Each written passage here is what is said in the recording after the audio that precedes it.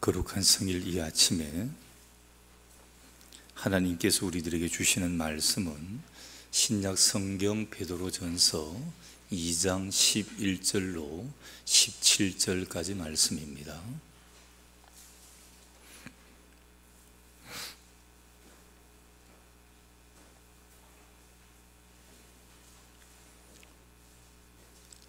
사랑하는 자들아, 거류민과 나그네 같은 너희를 권하노니 영혼을 거슬러 싸우는 육체의 정욕을 제어하라. 너희가 이방인 중에서 행실을 선하게 가져 너희를 악행한다고 비방하는 자들로 하여금 너희 선한 일을 보고 오시는 날에 하나님께 영광을 돌리게 하려 함이라. 인간의 모든 제도를 주를 위하여 순종하되 혹은 위에 있는 왕이나 혹은 그의 악행하는 자를 징벌하고 선행하는 자를 포상하기 위하여 보낸 총독에게 하라. 곧 선행으로 어리석은 사람들의 무식한 말을 막는 것이라. 너희는 자유가 있으나 그 자유로 악을 가리는 데 쓰지 말고 오직 하나님의 종과 같이 하라. 무사람을 공경하며 형제를 사랑하며 하나님을 두려워하며 왕을 존대하라. 아멘. 말씀 위에 기도합니다. 하나님의 귀한 말씀을 받고자 합니다. 우리의 심령의 문을 활짝 열어주옵소서. 혹여 우리 심령 가운데 원망이 가득 차 있습니까? 시기와 질투와 두려움이 가득 차 있습니까? 불의가 가득 차 있습니까? 하나님 제어하셔서 깨끗한 마음의 그릇에 하나님의 귀한 은혜의 말씀이 담겨져 이 말씀에 빛이 나고 세상 가운데 빛을 비추며 살아갈 수 있도록 저희를 붙들어 주옵소서. 부족한 종 감추시고 하나님 직접 말씀하여 주옵소서. 예수님 이름으로 기도드리옵나이다. 아멘. 전도 해보셨습니까? 참 전도 힘이 들지만 이 시대가 전도가 너무 힘든 시대를 살아가고 있습니다. 종교다원주의 시대라고 이야기를 합니다. 우리 기독교 신학자 가운데 한 사람이 이단으로 빠져나간 사람이 있는데 이 종교다원주의에 대해서 이렇게 설명을 합니다. 세상에 그리스도가 많다는 겁니다. 우리 기독교에서는 예수 그리스도 한 분밖에 없어요. 그리스도는. 그런데 세상에 불교에도 그리스도가 있고 저 마호메트 교회도 그리스도가 있고 세상의 온갖 교회 다 그 종교마다 그리스도가 있다. 쉽게 이름을 붙이면 우리 예수 그리스도처럼 석가 그리스도, 공자 그리스도, 모하메트 그리스도 뭐 이런 식으로 다 있다. 그래서 어떤 데를 가더라도 하나님께로 가는 길은 한 길이다. 이렇게 주장했던 신학자도 있습니다. 이것뿐만이 아니더라도 지금 종교다원주의 시대이기 때문에 일반 사람들은 이렇게 생각을 합니다. 모든 종교가 다 평등하다. 모든 종교가 다 똑같다. 그래서 특정 종교가 절대적이지를 않다. 그래서 서로 공존하고 존중해야 된다. 이런 생각이 점점 뿌리가 깊이 내려가고 있습니다. 그래서 우리 기독교의 적극적인 전도에 대해서 사람들이 한 기독교는 배타적이다. 이렇게 거부감을 나타내는 것입니다. 그리고 기독교의 선교 사역에 대해서 다른 종교의 반발이 아주 거셉니다. 그리고 그 다음이 참 중요합니다. 우리 한국 기독교의 이미지입니다. 여러분, 사람마다 이미지가 있어요. 교회에도 이미지가 있습니다. 여러분, 우리 단상교의 이미지는 무엇일까요? 밖에서 보는 우리 단상교의 이미지, 오늘 여러분들을 보는 다른 사람의 이미지, 내 가정을 바라보는 또 다른 사람들의 이미지가 있을 겁니다. 나는 내 자식이 너무 똑똑하고 잘나고 좋은데 다른 사람이 내 자식을 보는 이미지가 분명히 있을 것입니다. 그런데 우리 기독교 이미지가 밖에서 볼 때 너무 부정적입니다. 기독교를 개독교라고 이야기를 합니다. 지금 특히 코로나 터지고 난 뒤부터 기독교가 쌍욕을 먹고 있습니다. 가만히 들어가 보면 정상적인 기독교 교회에서 발생하는 확률은 굉장히 낮습니다. 근데 대부분 보면 약간 이단성이 있고 교회지만 약간 사업체 성격을 띠고 있는, 학원 성격을 띠고 있는 이런 데서 아주 많이 발생을 되는 것을 보게 됩니다. 그렇지만 싸잡아 교회입니다. 기독교가 왜 저러나? 왜 이 꼬라지나? 왜 이 모양이야? 핀잔을 합니다. 전도를 하려고 하면 오히려 우리를 불러놓고 훈계를 합니다. 야, 전도하려고 그러지 말고 너희 교인들부터, 너희 교회부터 이렇게 좀 해라. 지도하려고 듭니다. 이런 상황 속에서 많은 목사님들이나 또 교인들이 그 생각해 보면 참 전도 힘이 든다. 불신자들에게는 도저히 이 기독교가 이전에 인기가 없다. 이제 교회 부흥은 이제 아련한 것 아닌가. 이런 일종의 패배감이 점점 확산되고 있는 것 같습니다. 그래서 많은 그리스도인들이 전도할 엄두를 아예 내지 못하고 전도 자체를 포기하고 있는 그런 것 같습니다. 참 맞습니다. 이 전도가 참 힘이 듭니다. 여러분, 설교 시간에는 말씀에 집중하셔야 됩니다. 다른 볼 일은 다른 데 보시고, 제가 강단에서 보면 이게 다 보여요. 그래서 기침하고 이런 게 문제가 아니에요. 설교할 때 다르게 하다 보면 설교자도 분산이 됩니다. 말씀이 집중이 안 돼요. 그래서 말씀을 받으려고 하는 간절한 마음은 눈과 눈이 마주치면 벌써 알아차리게 됩니다. 저도 외부교회 설교를 가보면 가서 설교 안 하고 싶은 교회가 있고요. 왜냐하면 이 헌신 예배를 드리는데 그냥 방어전으로 드리는 교회들이 있어요. 안 하고 싶어요. 그냥 대충 하고 내려옵니다. 근데 간절한 교회가 있어요. 그런 데는 성령의 역사를 하니까 제가 준비한 것보다 그 교회에 맞는 귀한 말씀을 더 주시는 거예요. 오늘 여러분들도 마찬가지입니다. 하나님의 말씀이 비록 부족한 목사의 입을 통해서 나가지만 이건 하나님의 말씀이다 하고 간절한 마음을 받게 되면 치유의 역사도 일어나고 문제 해결의 역사도 일어나고 놀라운 일들이 일어나게 됩니다. 그래서 여러분, 말씀 시간에는 집중하셔야 돼요. 딴 일 하시면 안 돼요. 그래서 정말 전도가 힘이 드는 이런 때입니다. 그렇다고 전도를 안 할 수 있습니까? 전도를 미룰 수가 있습니까? 전도를 더더욱 포기해서는 안 되는 것입니다. 디모데 후서 4장 2절에 보면 사도 바울이 디모데에게 권면을 합니다. 사도 바울은 영적인 아버지 같은 사람이고 디모데는 영적인 아들과 같은 그런 사람이에요. 너는 말씀을 전파하라. 때를 얻든지 못 얻든지 항상 힘쓰라. 바울이 영적인 아들인 디모데에게 유언처럼 남기는 그런 말씀입니다. 항상 너 전도해야 돼. 왜냐하면 사도 바울이 전도 선교만 했던 그런 사람이었잖아요. 자기 영적인 아들에게도 이것이 생명이야. 절대 이것을 하지 않으면 안 돼. 이렇게 권면의 말씀을 하고 있습니다. 전도할 만한 때도 전도해야 되고 전도하기 어려운 때도 전도해야 된다. 이걸 영어 성경에 보니까 이렇게 말하고 있어요. 시즌 O와 노 시즌 이렇게 놨어요. 여러분, 우리 보통 시즌이라 그러잖아요. 야, 요즘 좋은 시즌이다, 뭐 하는 시즌이다 그러잖아요. 시즌이 없다는 겁니다. 그냥 아무 때나가 다 시즌이라는 거죠. 전도에는 철이 없다는 거예요. 시즌이 없다는 것입니다. 그래서 영적인 일에는 세상차처럼 야, 관광하기 좋은 시즌이다 이런 게 아니라 전도의 시즌은 없다라고 이렇게 말을 합니다. 하나님께서 언제 어떤 사람을 우리의 전도를 통해서 구원하실지 모르기 때문에 나는 아무것도 아니게 교회 가자 이야기를 했지만 그게 하나님의 뜻에 의해서 그 사람이 터치된 줄 아무도 모르는 거예요. 그 시기가 되어서 그 사람이 이제 때가 차고 시기가 되어 교회 나올 때가 되어 나라는 도구를 통해 그 사람에게 교회 가자라고 말하라고 손을 한번 찾게 만들었는지 어떻게 아십니까? 그걸 하나님이 원하고 계시다는 것입니다. 그래서 오늘같이 전도가 힘든 때에도 전도는 계속되어져야 됩니다. 근데 문제는 전도의 방법입니다. 여러분, 어떻게 전도합니까? 전도가 어렵잖아요. 어떻게 전도합니까?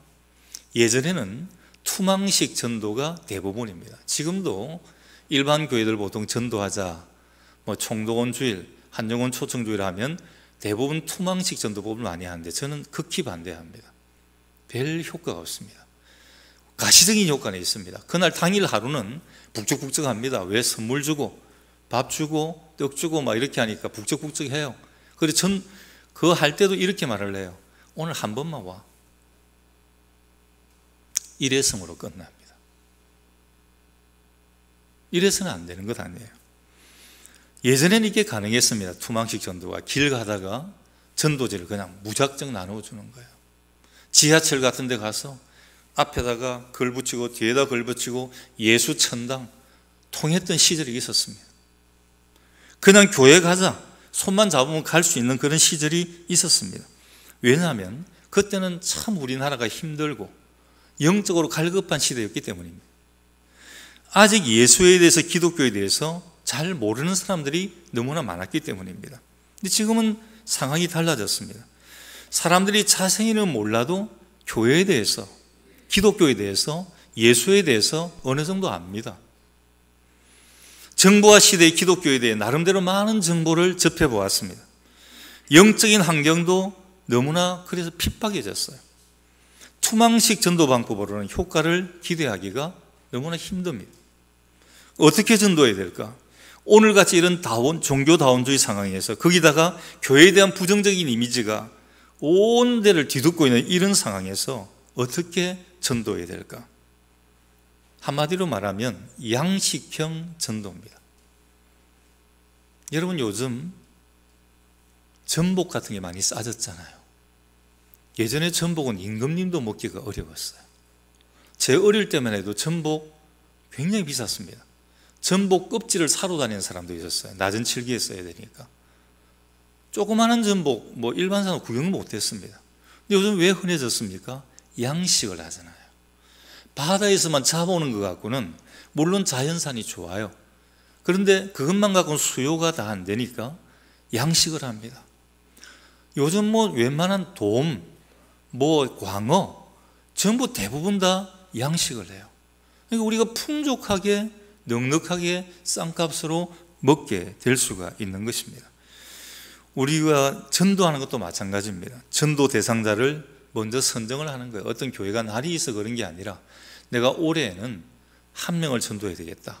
너무 많이 잡을 필요도 없어요. 1명, 2명도 쉬운 생명들이 아닙니다. 내가 올해는 꼭 1명 전도해야 되겠다. 그러면 선정해 놔놓고 이 사람들을 보살피고 이 사람을 위해서 기도하고 이 사람들에게 맞는 전도의 방법을 사용을 하는 것입니다. 마치 양식장에 어린 치어를 이렇게 풀어놓으면 그냥 풀어놓는 게 아니잖아요. 그 치어가 먹을 수 있는 좋은 영양분 있는 먹이를 먹여주고 또 병이 드니까 약도 쳐주고 막 엄청나게 수온까지 온도계까지 달아가지고 수온까지 관리를 해줍니다. 그렇게 해야 이 치어가 성어가 되어서 크게 만들어지는 것입니다. 여러분 이럴 때 양식할 때 제일 중요한 게 보여주는 겁니다. 오늘 장로님 기도하실 때도 그 여러 가지 말씀 중에 한 가지가 들어가지고 있었는데 보여주는 겁니다. 무엇을 보여줍니까? 내 잘난 얼굴 보여주는 것도 아니고요. 고가 옷 입은 거 보여주는 것도 아니고 번쩍번쩍 빛나는 차, 좋은 집 보여주는 거 아닙니다. 내 삶입니다.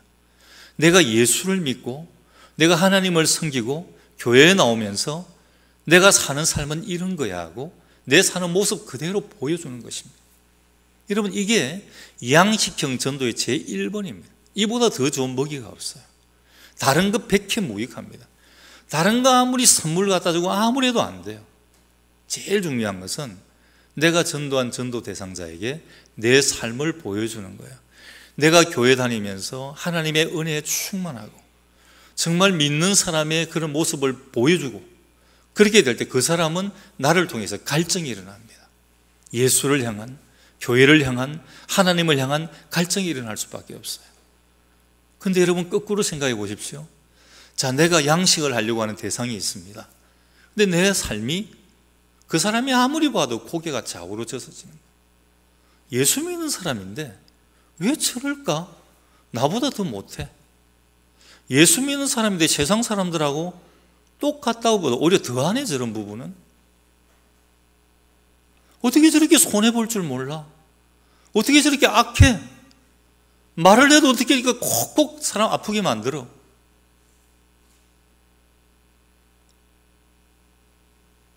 그 사람이 볼 때 말하지 않지만 삶 속에서 이미 부정적인 생각이 들어옵니다. 그 치유는 자라나지 않습니다. 먹이를 먹을 수 없기 때문에. 그리고 나쁜 먹이를 먹으니까 조금 있다 죽어버려요. 폐사해버립니다. 근데 우리가 삶으로 정말 아름다운 믿음의 삶을 보여주게 되면 그 사람 마음속에 이런 생각이 들어오게 됩니다. 야, 나도 저렇게 살아야 되겠다. 나도 저 사람이 믿는 예수를 믿어야 되겠다. 나도 저 사람처럼 신앙생활하면 저렇게 될까? 나도 그러면 따라가 봐야 되겠다. 오늘 본문 12절에 보면 베드로 사도는 이렇게 말씀을 합니다. 너희가 이방인 중에서 행실을 선하게 가져 너희를 악행한다고 비방하는 자들로 하여금 너희 선한 일을 보고 오시는 날에 하나님께 영광을 돌리게 하려 합니다.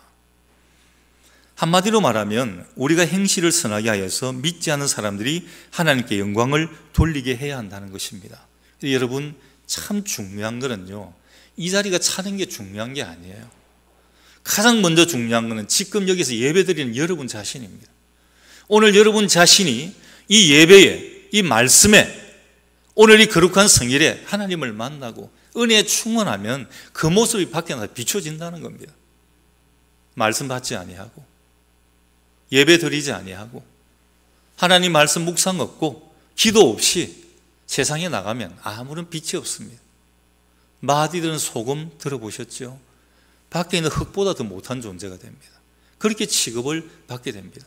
누가 나를 보고 교회에 대한 갈증이, 교회를 가고 싶은 마음이, 예수에 대한 갈증이 일어날 수가 있겠습니까? 예수님께서도 마태복음 5장 16절에 꼭 같은 취지의 말씀을 하셨는데 이같이 너희 빛이 사람 앞에 비치게 하여 그들로 너희 착한 행실을 보고 하늘에 계신 너희 아버지께 영광을 돌리게 하라. 우리가 여러분 빛이라는 겁니다. 여러분 여기서 하나님 말씀을 받으면 우리는 발광체가 아닌데 하나님이 주시는 그 빛이 우리에게 쫙 비치게 되는 거예요. 그러면 세상에 나가면 우리가 빛나는 모습이 되는 겁니다. 여러분 빛이 나니까 사람들이 우리를 보게 되는 거예요. 그 빛나는 모습을 보고 따라오게 된다는 것입니다. 이 빛을 세상 사람들에게 비춰서 저들도 하나님께 영광을 돌리게 하라는 그런 말씀입니다. 그래서 이제 우리의 전도의 방법은 말로 하는 전도가 아니라 삶으로 하는 전도로 바뀌어야 됩니다. 물론 말로도 복음을 들려줘야 됩니다. 그러나 우리가 주력해야 될 것은 복음을 보여주는 것이어야 한다는 것입니다. 그러면 삶으로 전도하기 위해 우리가 구체적으로 해야 할 일이 무엇인가? 먼저 전도할 마음을 갖는 거예요. 이게 제일 중요합니다. 아무런 마음도 없는데 전도할 마음도 없어요. 근데 교회에서 그냥 몇 명 채우라 그러니까 내게 교회 나온 연차가 얼마인데 직분이 얼마인데 써내라 그러면 막 적어냅니다. 적어만 내면 뭐합니까? 그분들 두고 기도를 해봤습니까? 그분을 마음에 품기를 했습니까? 적어내는 것밖에 없는 거예요. 죄 짓는 겁니다.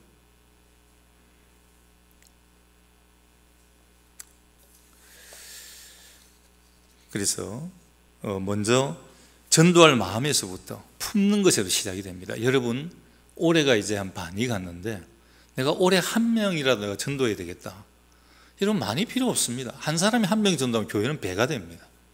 그게 10년 되면 몇 배가 될까요? 10배가 되는 거예요. 괜히 1년에 내가 10명 할 거다, 5명 할 거다 그렇게 많은 꿈 안 꾸셔도 됩니다. 한 명만 하시면 한 명. 아니 2년에 한 명만 하셔도 돼요.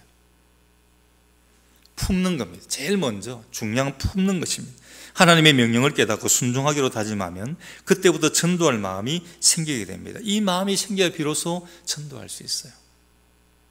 미국 텍사스에 아주 넓은 땅을 가진 교회가 있었습니다. 근데 그 교회 땅에서 여러분 텍사스가 유전이 많은 곳이거든요. 기름이 터져 나옵니다. 그 교인 중에 마침 석유 채굴 전문가가 있었습니다. 조사를 해보니까 굉장히 질이 좋은, 경제성이 높고 그리고 앞으로도 어마어마한 양을 뽑아낼 수 있는, 밑에 저장된 양도 굉장히 많다는 겁니다. 교회가 깜짝 뒤집어졌습니다.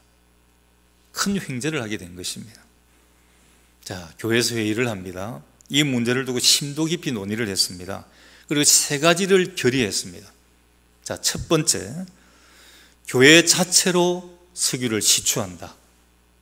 두 번째, 이 석유를 시추해서 판 수익의 절반은 교회 재정 및 선교 사업에 쓰고 나머지 절반은 온 성도들에게 공평하게 분배한다. 문제는 세 번째입니다. 이제부터 세신자 받지 않는다. 자, 세 가지입니다. 교회 자체적으로 시추한다. 두 번째로 재정 반은 교회나 선교 사업에 쓰고 교인들이 다 나눈다. 세 번째, 새 성도 안 받는다. 이 좋은 결정일까요? 이 교회가 지금 석유가 매장되어 있다. 이 석유 수익금을 분배한다 하면 물밀듯이 사람들이 밀려올 거기 때문에 우리한테 돌아올 게 작다는 거예요. 교회 문을 닫아버렸습니다. 이 교회 문제가 무엇입니까? 여러 가지 문제가 있지만 가장 중요한 것은 전도할 마음을 포기했다는 겁니다. 이 교회는 제발로 들어오는 새 신자도 거부해버린 거예요. 그거 모르고 오는 사람도 있거든요. 거부한 것입니다. 이 교회는 얼마 안 가서 이 돈 때문에 교회에서 분쟁이 생겼고 법정 다툼까지 가가지고 나중에 교회가 문을 닫게 됩니다. 여러분, 교회가 전도할 마음을 잃어버리게 되면 교회로서 존재할 이유를 잃어버리게 됩니다. 마찬가지입니다. 우리 성도 개개인이 전도할 마음을 잃어버리면 성도로서 존재할 이유를 잃어버리게 되고, 그리고 그러면 생명력도 떨어지게 됩니다. 그래서 교회는 전도할 마음이 뜨겁게 일어나야 됩니다. 그리고 성도들은 전도할 뜨거운 마음을 가지고 있어야 됩니다. 저 사람 보니까 전도할 마음이 안 생겨. 그건 잘못된 겁니다. 여러분, 그 사람 보는 게 아니고 하나님 보는 거예요. 교회는. 교회 누가 사람 보고 오라 그랬습니까? 장로, 집사, 권사 보니까 교회 다닐만 안 나. 목사 보니까 다닐만 안 나. 누가 사람 보라 그랬어요? 사람 보지 마십시오. 하나님 보시기 바랍니다. 어떤 데 보기 싫을 때도 많습니다. 보기 싫은 모습을 보여줄 때도 물론 있을 거예요. 내가 오해할 때도 있지만 오해하지 않고도 그런 모습이 나올 때가 있을 겁니다. 사람 보지 마십시오. 사람입니다. 교회는 다 환자들이 모인 곳이에요. 멀쩡해 보이면 중병자들이 있어요. 여러분, 정신병동에 가보십시오. 자기가 정신병 들렸다고 말하는 사람 한 사람이라도 있는지? 없습니다. 다 자기는 똑똑하고 잘났어요. 정신병자 하나도 없습니다. 여기는 다 환자들이 있어요. 환자를 볼 필요가 없어요. 하나님을 보셔야 하는 겁니다. 하나님께서 명령하는 거예요. 너 전도해야 돼. 그 마음을 품지 않으면 너가 죽게 돼. 생명력을 잃게 돼. 정말 삶으로 하는 전도는 그야말로 장기전입니다. 여러분, 이게 1년, 2년에 끝나는 게 아니에요. 양식형 전도이기 때문입니다. 물고기 양식은요, 투망식 전도하고 달라가지고, 투망식은 그물 하나 들고 가서 훅 던져가지고 갖고 오면 되잖아요. 그렇지만 이 양식형은 그렇지 않습니다. 조그마한 새끼 치어를 넣어가지고 그 치어가 성어가 되기까지 엄청난 정성과 엄청난 시간, 엄청난 노력이 투자되어야 된다는 것입니다. 마찬가지로 삶으로 하는 전도는 믿음이 없던 사람이 삶으로 보여주는 복음을 보고 서서히 마음이 움직이고 조금씩 믿음이 생기는 과정이 필요합니다. 이때 많은 시간이 필요해요. 문제는 이렇게 긴 전도 과정 중에 전도하는 사람이 쓰러질 때가 있습니다. 내가 이렇게 기도하고 내가 이렇게 하는데도 저 사람 꿈쩍도 안 하잖아. 나올 것 같은 기미도 안 보이잖아. 자기가 실족해 넘어지는 이런 경우가 있다는 것입니다. 전도할 마음을 잃어버릴 수 있다는 겁니다. 달이 가고 해가 가고 많은 시간이 흘러도 큰 열매가 없을 때 실망하거나 낙심하여 포기할 수 있기 때문입니다. 삶으로 복음을 보여주는 그 동안에 전도 대상자에게 마음의 상처를 받을 수도 있습니다. 거꾸로. 그래서 그 전도할 마음을 잃어버릴 수 있습니다. 삶으로 하는 전도는 전도하는 마음이 생기고 또 그 마음이 있어야만 됩니다. 그리고 전도할 마음을 항상 잘 유지해야 전도의 열매를 맺을 수 있습니다. 여러분, 생짜배기 같은 사람이 교회에 나오기까지 쉬울 것 같습니까? 쉽지 않습니다. 여러분 제일 가까운 남편, 아내 전도해보지 않았어요? 불신자. 처음에 말이나 믿깁니까? 믿기지도 않습니다. 그런데 조금씩 내가 마음을 열고 정말 신앙을 가지고 갈 때 그 사람이 나오게 되는 거예요. 근데 내가 보여주는 모습에서 안 나오는 거예요. 그러니까 전도할 마음을 절대 잃으면 안 되는 것입니다. 그래서 먼저 이 마음을 잘 유지해야 됩니다. 그리고 두 번째는 칭찬받는 삶을 사는 겁니다. 초대 예루살렘 교회 여러분 잘 주목해 보셔야 됩니다. 자, 기도합니다 우리가. 그리고 이 제단이 가득 차기를 원합니다. 그런데 그게 하나 빠졌어요. 모델이 있어야 되잖아요. 어떻게 채울 겁니까? 그냥 끄집어다 앉히면 되는 겁니까? 머리수만 채우면 되는 거예요? 아니에요. 초대 예루살렘 교회, 근데 사도행전의 역사를 여러분 잘 보셔야 됩니다. 교회는 거기서 에클레시아 교회가 탄생이 되었습니다. 초대교회 역사는 어떻게 일어났는가? 초대교회는 어떤 모습이었는가? 초대교회 성도들은 어떻게 신앙생활을 했는가? 그걸 잘 보셔야 됩니다. 그게 부흥의 본질이에요. 사도행전 2장 47절에 보면 주목할 만한 말씀이 기록이 됩니다. 하나님을 찬미하며 또 온 백성에게 칭송을 받으니 주께서 구원받는 사람을 날마다 더하게 하시니라. 여러분 짧은 한 구절이지만 많은 게 함축되어져 있습니다. 하나님을 찬미했다고 그랬습니다. 온 백성에게 칭송을 받았다고 그랬어요. 그랬더니 누가? 주께서 구원받는 사람을 날마다 더하게 하셨다. 그 앞에 이제 날마다 더하게 가득 채워지려면 앞에 전제 조건이 있잖아요. 찬미하는 거, 하나님을 기도하고 예배드리고 찬송하는 거, 이게 먼저 전제가 되어야 되고, 그리고 온 백성이 칭송을 받으니 나가서 손가락질 받으면 안 된다는 거예요. 여러분 혹시 동네 사람들에게 손가락질 받으십니까? 아니 앞에서는 안 받아도 뒤에 뒷꼭지에 대고 막 손가락질 하는 거 느껴본 적이 있으십니까? 이건 안 되는 거예요. 그럼 그 다음 게 안 나오는 것입니다. 구원받는 사람을 날마다 더하게가 안 되는 거죠. 교인을 채워주는 것은 하나님이 채워주십니다. 오늘 초대교회 성도들은 주변 사람들에게 칭찬을 받았기 때문에 전도의 풍성한 열매를 거둘 수 있었습니다. 물론 초대교회가 놀랍게 부흥한 이유 중에 또 다른 이유를 찾아본다면 성령 강림 사건이 일어났어요. 불의 효와 같은 성령이 오순절날 온 디아스포라들과 온 이스라엘 백성들이 모이는 거기에 그 각 디아스포라들, 각 나라에서 온 사람들의 그 나라 말로 방언이 터지기 시작을 한 거예요. 놀라운 역사가 일어납니다.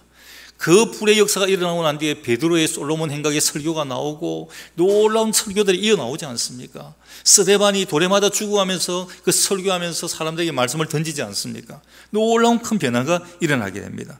물론 성령 강림을 받아 전도자들이 말씀 전파에 탁월한 능력이 있어 듣는 사람들의 마음을 사로잡았기 때문도 틀림이 없습니다. 근데 그것만이 전부가 아니었습니다. 초대교회 성도들의 삶이 다른 사람들과 달랐다는 것입니다. 다른 사람들에게 칭찬받는 삶이었다는 것입니다. 아마 그 당시 사람들이 초대교회 성도들을 보면서 한 가지 의문이 생겼을 겁니다. 도대체 이 힘든 이 시절에 저 사람들은 어떻게 저렇게 살 수 있는가? 똑같은 시절을 살고 있는데, 똑같은 지역에 살고 있는데 왜 저 사람들은 저렇게 아름답게 살 수 있을까? 도대체 저 사람들은 어떻게 사는 것일까? 어떻게 저렇게 살까? 가만히 면면을 따져보면 남보다 공부를 많이 한 사람도 아니고 집안이 좋은 것도 아니고 원래 천성이 그런 사람들 아닌 것 같은데 언제부터인가 그 사람들이 변화된 것입니다. 도대체 어떻게 된 것일까? 마음에 의문이 생겼을 것입니다. 그리고 한편으로 나도 저렇게 살 수 있다면 참 좋겠다, 이런 마음이 생기고 있는 것입니다. 이런 상태에서 복음을 듣게 되고 복음을 받아들이게 됩니다. 그리고 사도들이 예수 믿어라, 이 말 한마디가 던져지니까 그들이 선선하게 따라 나선 겁니다. 자기들도 그렇게 변화된 것, 그렇게 되기를 원했기 때문에 많은 사람들이 그런 걸 보여주었어요. 오늘 여러분들이 보여준 겁니다. 여러분들이 보여주니까 단산지역의 사람들이 나는 어떻게 하면 이 단산교회 사람들처럼 살 수 있을까? 한마디 던지니까 교회로 술술술 오는 겁니다. 여러분, 전도는 그것이에요. 다른 게 아니에요. 전도 쪽지, 전도 선물, 물론 그것도 부수적으로 있어야 되겠죠. 제일 중요한 것은 여러분들의 삶이 전도지입니다. 여러분들의 삶이 보정수표가 되는 거예요. 우리의 삶이 세상 사람보다 못한 삶이면 안 되겠죠. 그래서 세상 사람들이 먹는 건 안 먹어야 돼요. 세상 사람들이 보는 것도 안 보아야 됩니다. 세상 사람들이 즐겨 가는 것도 안 가야 되는 거예요. 그거 하고 내가 교인이라고 말하면 오히려 교회의 문을 철장을 거는 그런 형태가 되게 됩니다. 삶으로 하는 전도의 핵심은 칭찬받는 삶입니다. 우리가 전도 대상자로 기도하고 있는 사람들의 마음속에 우리를 향한 칭찬이 일어나도록 해야 되는 것입니다. 법조계에 존경받던 한 판사님이 계셨어요. 가까운 제천의 고향입니다. 제천에서도 아주 시골입니다. 근데 이분이 몸이 불구해요. 하반신이 마비입니다. 아버지가 계셨는데 아버지 구실을 전혀 못해요. 그냥 구실만 안 하면 되네. 차라리 없으면 좋은데 매일 술 먹고 들어와서 집 두드려 부수고 마누라 두드려 패고 가구 옷을 던져서 부수고 도박하고, 이 아버지만 들어오면 집이 비상이 걸리는 겁니다. 하루는 아마 도박을 하고 다 잃어버리고 들어와가지고 화가 나니까 집에 와서 막 뭔가를 부수어뜨립니다. 쑥대밭을 만듭니다. 어머니가 근근히 싹 바느질해가지고 지금 겨우 끼니를 잃어가고 있는데 와가지고 하다가 나중에 화가 난다고 뒤져도 뭐 돈이 안 나고 이렇게 하니까 홧김에 잠자던 아이를 들고 마당에 던져버린 거예요. 이 아이가 이 판사입니다. 아버지가 마당에 던져서 척추가 마비가 되어가지고 하반신 마비가 된 겁니다. 이때부터 이 아이는 밖에를 나가지는 못합니다. 친구들한테 놀림감 되는 거예요. 그래서 할 수 있는 게 공부밖에 없었어요. 원래 머리도 좀 좋았던 모양이에요. 수레였습니다. 열심히 공부를 해서 판사가 되었습니다. 여러분, 제천 그 안에서 시골 동네에 판사 나왔으면 떠들서 가잖아요. 아마 동네 현수막이 몇 개 갖다 붙었을 겁니다. 근데 문제는 그 뒤에 있는 겁니다. 판사가 되었는데 아버지를 모시고 맛있는 곳에 가서 식사시켜드리고 아버지 모시고 관광 다니고 이렇게 하는 거예요. 동네 사람들이 그게 더 이상한 거예요. 아버지 때문에 반신불수가 되어가지고 저렇게 걷지도 못하고 억울할 건데, 저 좋은 머리에 걸음 걸었으면 얼마나 대접받고 살았을 텐데, 지금도 물론 판사지만 그럴 수 있었다면 얼마나 더 대접받았을 텐데, 아버지의 원망이 하늘을 찌를 텐데 어떻게 저 아들은 그 원수 같은 아버지를 모시고 와서 좋은데 맛있는 데 있다 그러면 식사시켜드리고 같이 관광하고 이렇게 다닐까? 사람들은 거기서 감동을 받은 거예요. 그 사람이 판사된 게 중요한 게 아니라 하반신 마비가 된 이 자식이 어떻게 그렇게 되었을까? 이 판사가 크리스찬이었어요. 자기가 하반신 마비가 되고 난 뒤 육신의 아버지도 도움이 안 되죠. 집에서 아무것도 받을 게 없죠. 매달 때는 교회밖에 없는 거예요. 교회 갑니다. 눈물 뿌리며 기도합니다. 하나님이 그 아들의 손을 잡아주신 거예요. 판사되게 만드는 거예요. 그리고 마음에 분함도 없이 해준 거예요. 여러분, 사람인데 아버지에 대한 분함이 없겠습니까? 나를 왜 마당에 집어 던졌지? 좋은 거 사주지는 못할 망정, 공부시켜주지는 못할 망정, 나를 왜 병신 만들었어?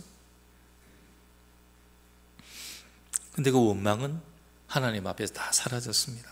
그래서 동네 사람들이 이 사람이 판사된 것보다 자기가 장애인 되게 만든 아버지를 효도하는 그 모습에 칭찬을 합니다. 그리고 나중에는 그 아버지도 물론이고 동네 많은 사람들이 이 사람 때문에 예수를 믿게 되었다는 겁니다. 야, 저 판사가 믿는 예수면 나도 믿어야 되겠다. 내 자식도 믿도록 해야 되겠다. 여러분, 칭찬받는 삶이 전도의 열매를 맺게 합니다. 칭찬받는 삶이 복음을 보여주는 것이기 때문입니다. 그리고 세 번째는 사랑을 나누는 거예요. 삶으로 하는 전도는 사랑으로 무르익게 됩니다. 여러분, 김치 갖다 놓으면 맛없잖아요. 약간 익혀야 되잖아요. 약간 숙성시켜야 돼요. 너무 많이 익으면 씌어서 못 먹지만 적당하게 익어야 이게 굉장히 맛이 있어요. 여러분, 소고기도 약간 숙성시키면 맛있대요.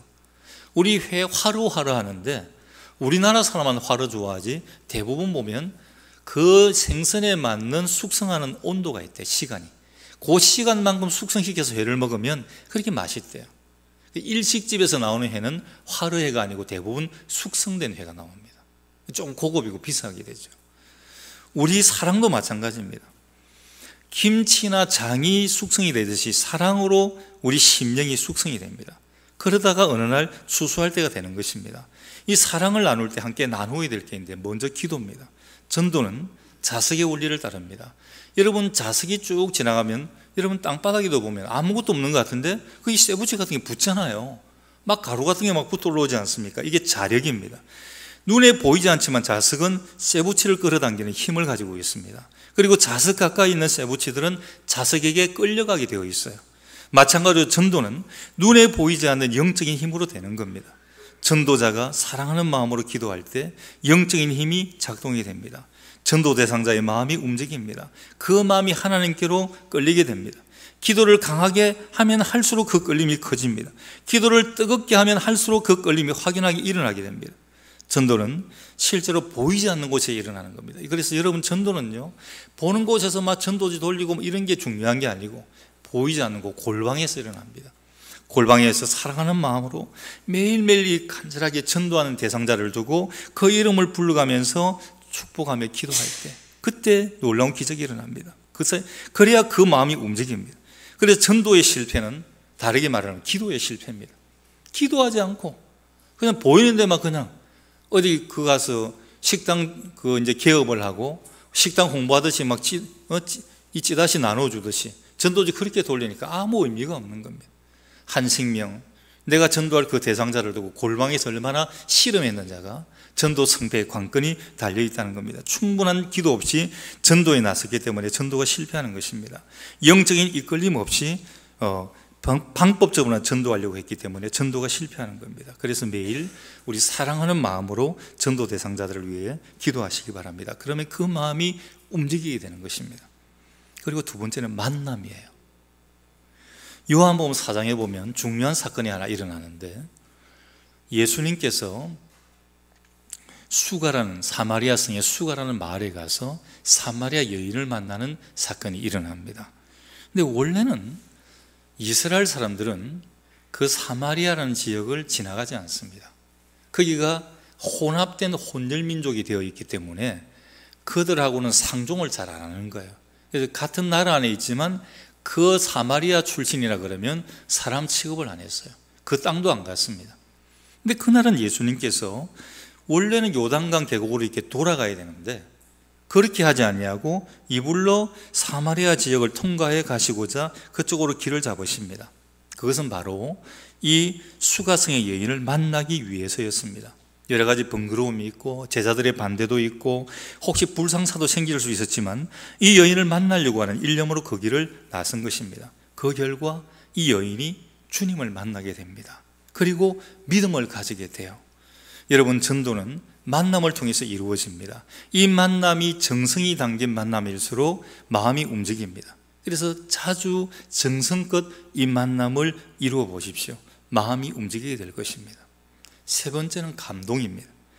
감동은 사람의 마음을 크게 흔들어 놓습니다. 그래서 전도 열매가 풍성히 거두어지게 됩니다.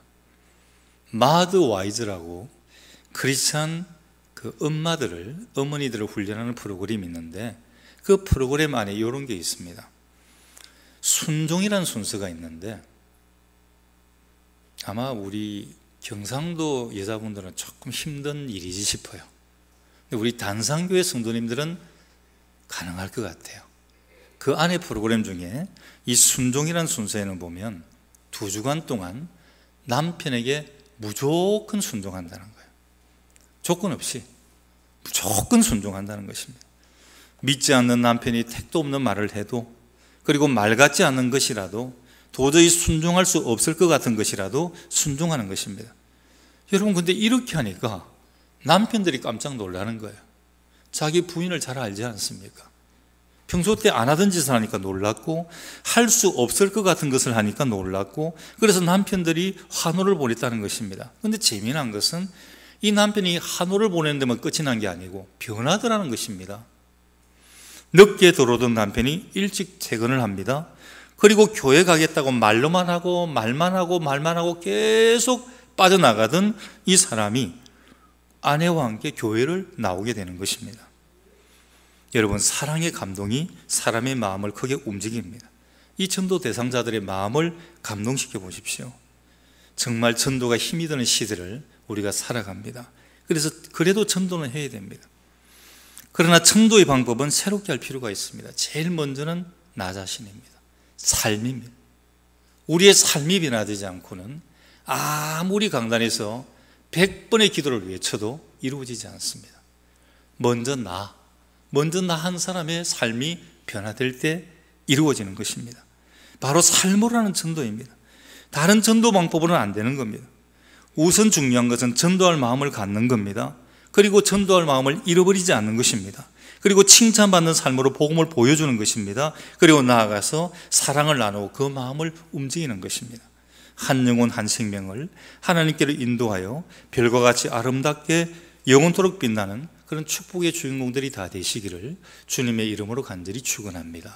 기도합니다. 하나님이 귀한 말씀을 우리 신비에 새깁니다. 행실을 선하게 가져라.